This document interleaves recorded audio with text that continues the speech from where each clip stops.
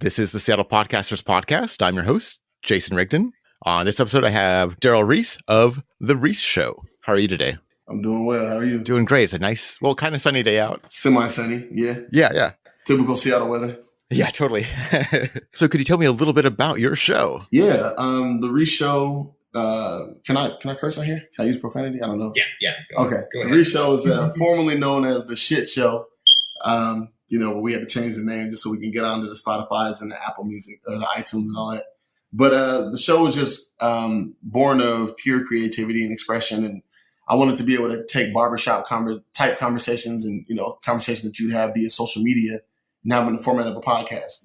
Someone could be as truthful as they want to be and, express whatever they wanted without having to feel judged or boxed in.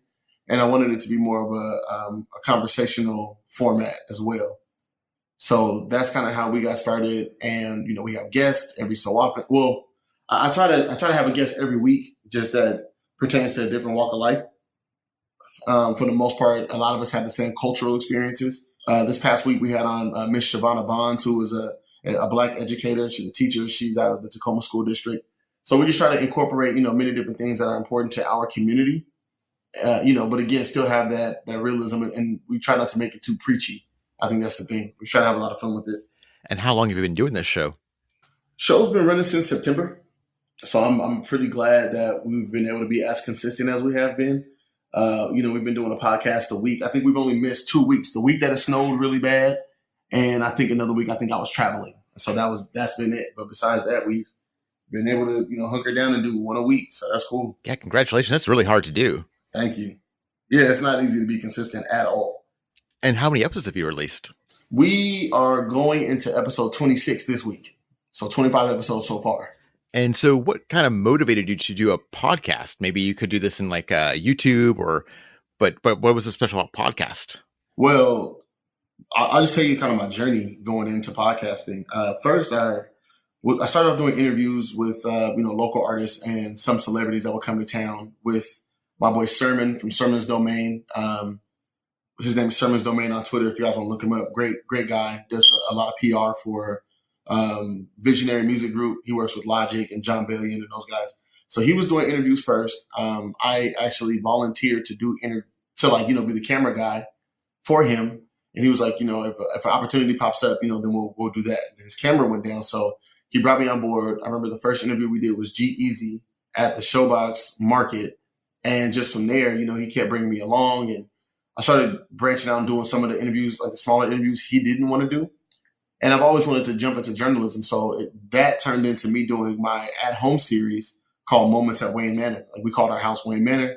I would have, a local artist or just a local personality, just different people. All my homies would, come through and I would interview them. And so was doing that. And then I was working with Miss Casey Carter from MissCaseyCarter.com. She's now at Cube 93 and iHeartMedia. She invited me to be a part of her podcast, The Glow Up. And so it was Casey and I for about a year and a half doing The Glow Up, loving that. We parted ways and I was like, man, I still want to be able to do this. I can't do Moments of Wayne Manor because I'm not in the house anymore. I had moved. I was like, you know what? I have access to a studio. Shout out to Will Jordan out of Tacoma and Darryl Cruz and a lot of those guys at their studio. They allowed me to come in and just start my podcast. And I love the conversations. I was able to do some things I wasn't able to do before, as far as like be able to converse with the guests, and me kind of drive the topics and build the topics and things of that nature. And so that's really where it came from. And again, just having a love for journalism, getting to know people. That's why I love doing interviews, because I love to get to know people better. And I think that it's the job of the journalist to be able to bring out whatever it is from that person and deliver it to an audience. So you can deliver that to the people who are watching, So you've been involved in a few podcasts now. Yeah. Yeah, you can say that. Yeah. Is it different going once you feel like you got some experience in your belt and doing a new show? Yeah. And, it was, I knew that there was going to be more required of me, but I knew kind of the framework of what needed to happen, as far as being structured, being consistent, being able to mix the guests up, people that don't necessarily share the same viewpoints as you. I learned a lot. I know that when I was with Casey Carter on The Glow Up, she, spearheaded a lot of what we did. And so now that responsibility was going to be thrust upon me. So I learned from her just organizational skills, how to be consistent, how to get what you want out of people, not in a bad way, but just, how to extract different things from different people, and use that to your advantage. And so learning a lot from her, from Keith Ackner that's there as well. He records the podcast. Learning from those guys, and being able to incorporate this into my own, I'm very appreciative of that tutelage in itself. What have been some of the biggest challenges of doing this show? Being consistent, man.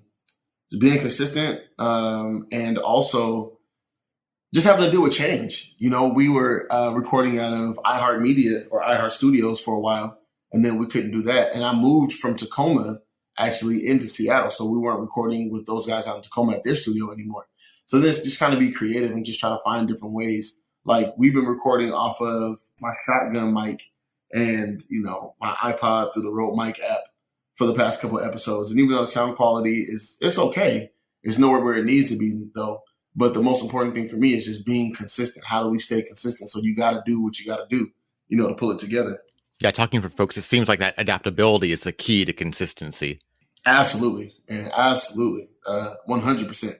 Whether it's scheduling with my co-hosts, whether it's scheduling with the guests, whether it was my own schedule, I left, we usually record on Sunday nights at 7, but I had a work trip that I had to take. So I left on Sunday morning at 9 a.m. So we had to record on Saturday. I had to make sure I took my hard drive and everything out to Minnesota with me to make sure that I was still able to upload the podcast come Tuesday morning, so yeah, just being adaptable. And what have been some of the biggest rewards of doing this show so far? You know what? And I'll tell you this, and I haven't told a lot of people this. I tweeted it, but not a lot of people know. My mom's in education, so this past episode, like I said, we had Shavana on. She's a Black teacher, Tacoma School District teacher, second grade. And one of the things that got me was my mom listens to the podcast, and she was talking about a moment where she cried listening to the podcast, listening to Shavana talk about how she shields her kids from the world in a sense, but she also has to make sure that she builds them up. My mom's been in education for over 25 years. And so she said she heard that and she shed tears listening to Shavana talk about her experiences now as a young Black educator. And so things like that are rewarding. When we touch on different points of view, when we touch on different topics, I'm very accessible to a lot of people. So people are able to reach out to me and say, hey, I love what you said about such and such. I love what you said about your daughter. I love, because I'm going through that same struggle. Or we had an episode about child support where they were like, a lot of people reached out to me, hey, man, I didn't know it was this hard, or I have a friend that's going through that. I've been through that, and just those moments, just that relatability to people, though some of those moments are amazing and very rewarding in themselves. And are you running any kind of ads or doing any Patreon? No, but I have to. I know that's the next step is trying to monetize this whole thing. So we're on Spotify right now. We're on iTunes. We're on SoundCloud. Those don't pay the bills, obviously. So we got to get to a point where we can monetize what we're doing. We have to know how to do that, though. And I think that's a bigger struggle in itself, like getting people to do ads with you or promo with you, things like that. So, it's all a learning curve. It's all a process. We just have to learn it and execute. And where do you host your files? I host everything on SoundCloud. And how do you like that? It's cool, actually. I love SoundCloud. It just costs like $16 a month or something like that for unlimited. But what I love, what I always wanted was I wanted to be able to change my album art, the cover art for the podcast every week, because expression is important to me, and I'm really in love with 80s, 90s, early 2000s nostalgia when it comes to Black culture. And so every single week you'll see that we switch the cover art, and it always pertains to a conversation that we had on the podcast. It's always specific. Like this week, I don't know if you've ever seen the movie Lean on Me with Morgan Freeman. So that movie, he was obviously the principal of East Side High. And so we were talking to Shavana, and Joe Clark is one of the, main figures when we talk about education as far as pop culture, and, people refer to Joe Clark. So we had him as the cover art, so just be able to express ourselves, just tying it back to SoundCloud. SoundCloud allows you to change your cover art every week. SoundCloud and Spotify. iTunes doesn't do that for whatever reason, but expression was very important to me. So that's why I wanted to do it based off of SoundCloud. Yeah, cover art can be really frustrating because different clients will hold on to art that's months and months old. Yep, I sure will. Yeah, Especially if so you make like a spelling mistake or something, it oh just feels man, like it's there forever. that would be the worst. Yeah, we make sure we. I do all the cover art myself. I pick all the, all the art, all the words, the names of the episodes, the titles, all that good stuff. It's all me. So I have to make sure that I'm on point because once it's up, it's up. You know, And what kind of microphones do you use? man, we were recording out of. So before when we started, we were recording out of the studio with Will Jordan and those guys, and they had just like basic stand mics. I forgot what the name was. I think it was Bluebell. We used Bluebell mics at first.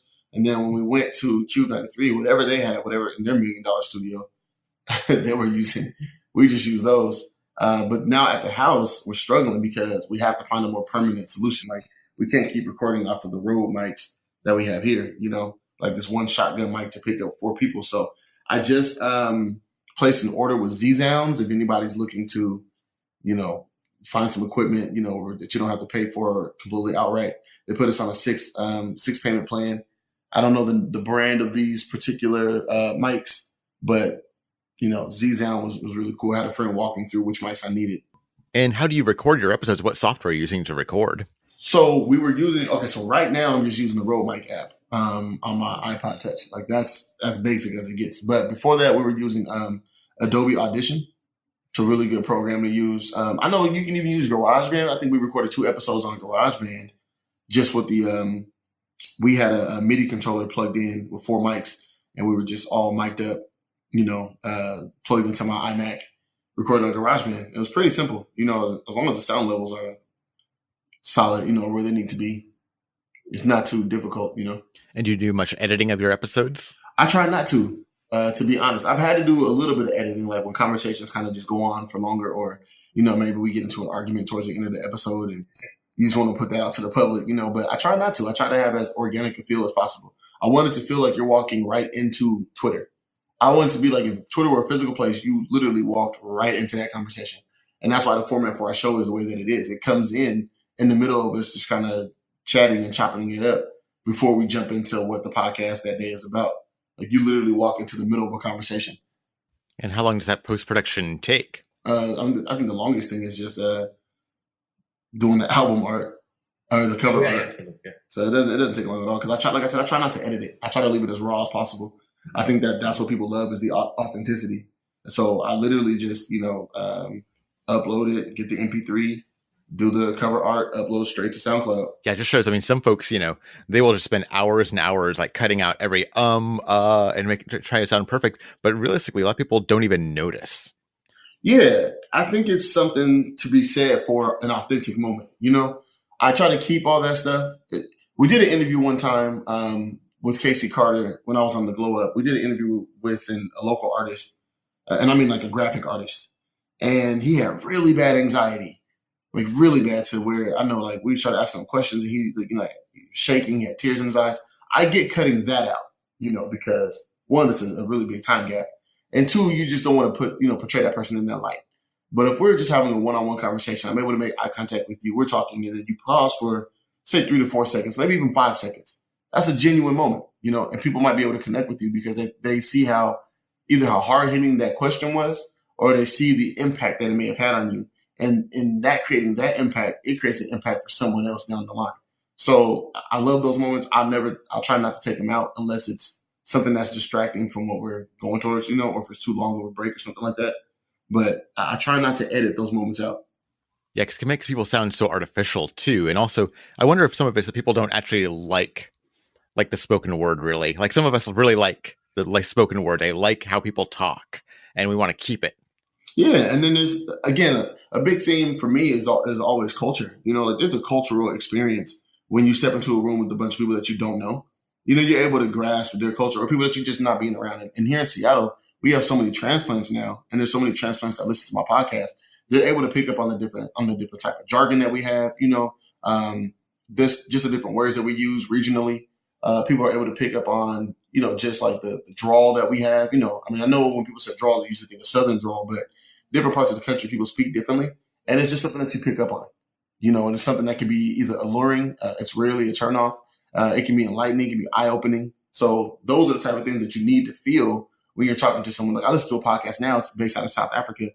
And obviously they have South African accents, and it just invites me to be a part of their culture when they talk. And how do you prepare for your shows?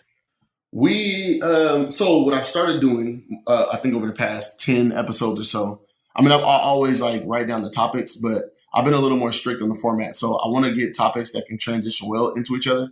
And because now I have co-hosts over like the past 10 episodes, or like permanent co-hosts, I want to make sure that whatever their interests are also incorporated into our talk track. So I don't want it to be one-sided where I just dictate everything, obviously because you're creating an experience and there's no money involved right now, so the incentive that they have is they want to be included, or talk about things that are important to them.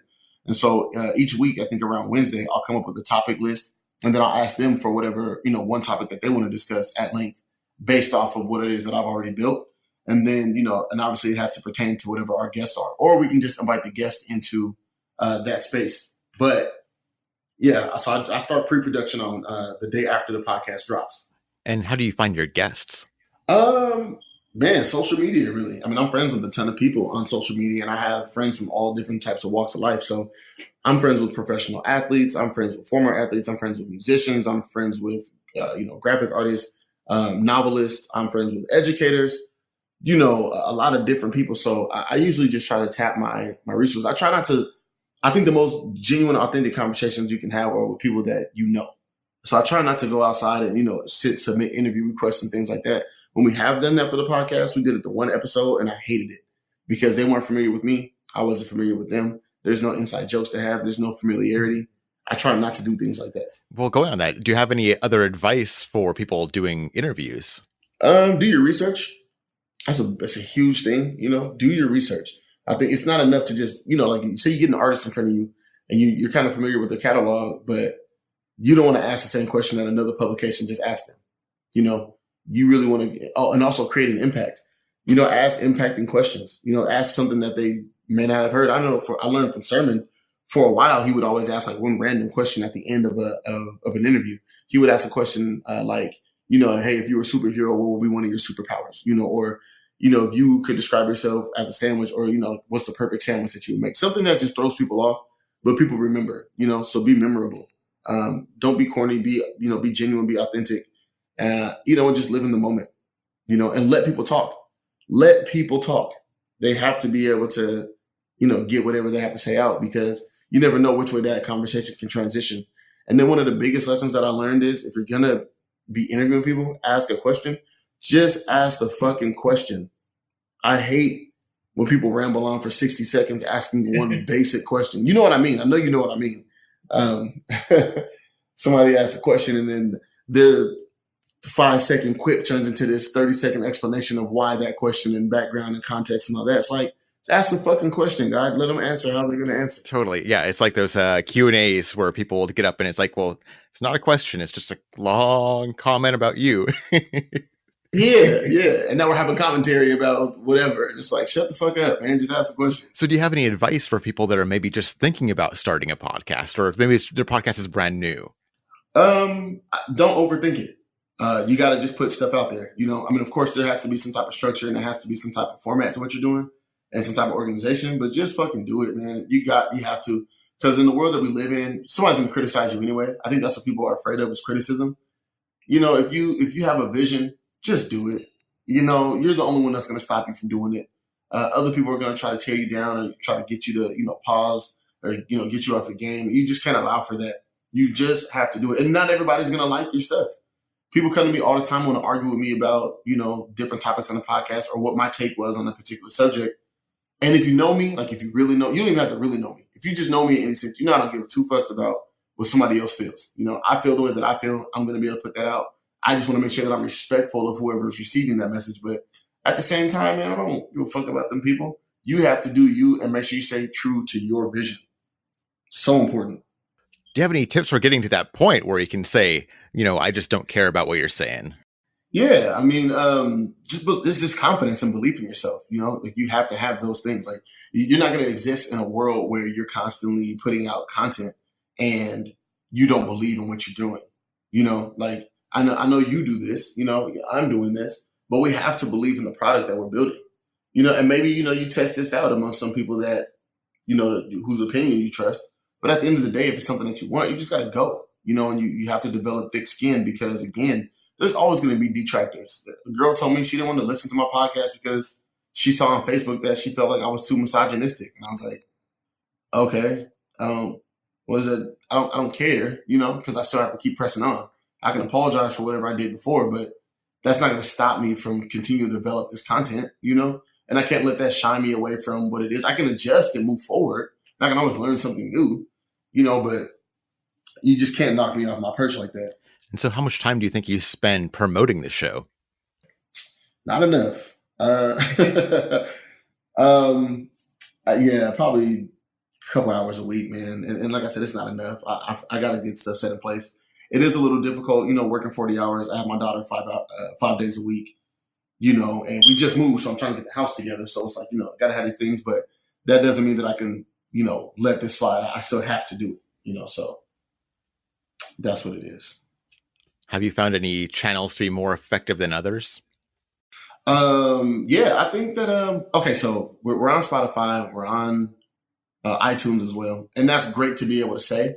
But I know that our bread and butter is SoundCloud because people, you can obviously track your statistics very well through SoundCloud, and people are just a lot more familiar. And it seems like the type of source where it promotes creativity. So I know that, like I said, just being able to promote the SoundCloud, I know that being able to promote through Twitter as well, those are great to have because they're a lot more interactive than Facebook or, on Instagram. So yeah. And, and with Twitter, people just share the word, they spread the word fast. People are just quick to retweet, boom, and share. Yeah. Sometimes a little too quick. Like once again, spelling mistakes for me. I will have a tweet that I put out there that's got a mistake. And I'm like, no. I hate that. I hate when you make a tweet and you get, 80 retweets and you're like, damn, I said, whatever, like, damn, I wish I could take that word out. I wish I could, spell that word wrong. Or like my big thing lately has been here, like saying here. So like I'll spell here, like I'm here, present, HEAR. And I'm like, damn it, I wish, shit. And I don't even know why that's happening to me lately because I definitely know how to spell, but. No, it's just, it's something about Twitter. Yeah, man. And like in my text messages too. So I'm like, shit, I can't believe I did that. And do you listen to many podcasts yourself? I do. Yes, sir. I try to listen to as many as possible, actually. And how do you discover your new shows? Twitter. Twitter's the biggest. I mean, they say Facebook is the biggest shit, but like Twitter to me is the biggest because it's the most interactive, And so I'll be on Twitter and I'll just ask for new podcasts. Like, man, hey, anybody got podcast recommendations? Or people will say stuff like, hey, you should listen to this, or this show is similar to yours, or I like this person and they have this podcast. And so, it's just as simple as that. I think that's how I connected with you, via Twitter. Yeah, it's funny how much money people put into advertising, but when I talk to people, everybody's using word of mouth, basically. Yeah, I think a lot of us in this current climate can't really afford to pay what it takes, what some people are charging. Like, what is it going to take to boost your posts? You know what I mean? Like, and I'll break this down from a real standpoint. I have a good paying job, right? I have a really good paying job, but I also have, like I said, I'm a full-time dad. I have other bills and things like that. So if it comes down to like paying this $30 on this day to boost this particular post, like, man, I may not have it. I still got to buy groceries, G. So, like those things have to be kind of not necessarily spread out, but they just have to be planned for. You got to budget for that type of stuff. And I think people just think when you think about advertising, like, oh, you got the money, you get paid this, and this fee is nothing. And it may not be that expensive, but like when you couple that with all the real world costs that you have, you may have to make a business decision. Am I going to have gas right now? Or do I wait until Friday until I get paid to boost this post, Yeah, and you don't know. Maybe that doesn't go anywhere, You can put money into something and it doesn't get you anything. Yeah, because then, like, what's the currency, right? Like, is the currency just follows, likes, clicks? Is it just attention? Are you going to get actual followers? Are you going to be able to, are you going to be able to monetize this somehow, Like, so what is the real thing? And of course, you think about it just being an investment anyway, and I was at a work conference this week and they said something that stuck out to me. They were talking about how, how popular Taylor Swift is or how popular Katy Perry is. And they were like, because they play her songs all the time, or like Post Malone. And the guy found himself singing along to the songs. And he was saying familiarity breeds attraction. So the more times you're in front of somebody, obviously, the more attractive you become, or like the more they'll tend to latch on to what you have going. And so you have to just keep investing in those posts. You know, you might spend $120 in a month if you're doing one a week, $130 post a week, you know, but that's still $120 at the end of the month, you know, so you just have to know that you're not going to recoup that right now. Well, thank you so much for your time. Where can people go to find your show? You can go on Spotify, iTunes, SoundCloud. It's under the Reese Show. It's THE space REESE space SHOW. You can also look at my Twitter, Instagram. It's at Evil Marsupials. If you don't know how to spell marsupials, it's MARSUPIALS. Evil Marsupials on all social networks. Yep, so you can find us. Oh, there's also the Reese Show. There's the Reese Show Twitter and the Reese Show Instagram too. I haven't really been boosting that. I probably should more. It's tough. It's tough. Thank you so much for coming on the show. Jason, man, I appreciate you so much. Thank you.